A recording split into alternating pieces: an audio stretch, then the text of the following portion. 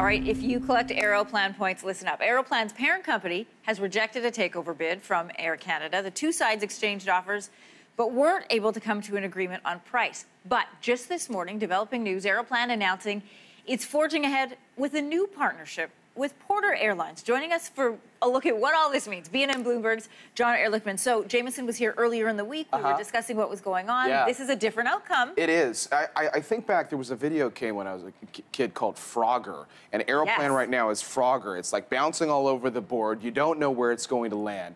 The backstory is that Air Canada had decided like a year ago they wanted to have full control over their loyalty program. And I think a lot of people still think Aeroplan and Air Canada is exactly the same company. It's not. Aeroplan is its own company because Air Canada moved away from that business many years ago. Now that Air Canada wants to bring it back, they've decided that going with Aeroplan is maybe better than starting their own loyalty program.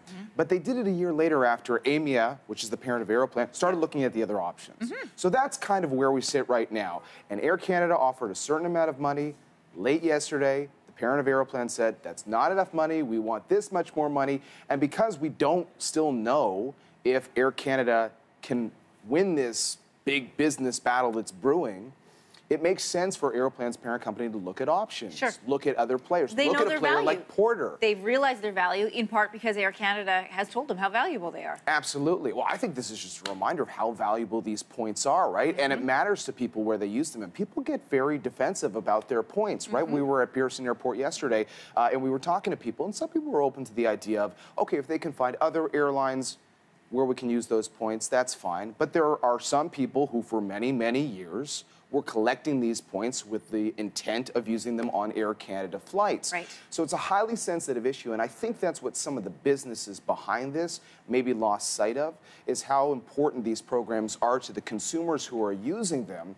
And we still don't know where this will end up. We do know that Aeroplan is going to keep maneuvering to try to make sure they've got a loyalty program that people like. And so we'll see what Air Canada's next move is. So, for example, let's say I collect points and I live out in Vancouver, not a Porter Airlines out in Vancouver, so what do I do with my points? This is very true. I mean, a lot of people are wondering, you know, do they team up with a WestJet? And maybe WestJet on its own doesn't cover the terrain that an Air Canada would, but maybe Porter and WestJet together do. So I think the fair thing to say is this is far from over. Aeroplan's parent will keep looking at new options, and maybe Air Canada, which, don't forget, they teamed up with the credit card companies associated with Aeroplan, CIBC and TD on this deal. Maybe they'll come back and offer a little bit more. It's going to be a busy story for the foreseeable future. It's fascinating how interested and how intrigued we all are with our points and where the story lands. Don't touch my points, right? That's how it gets, Thanks, John. Thanks.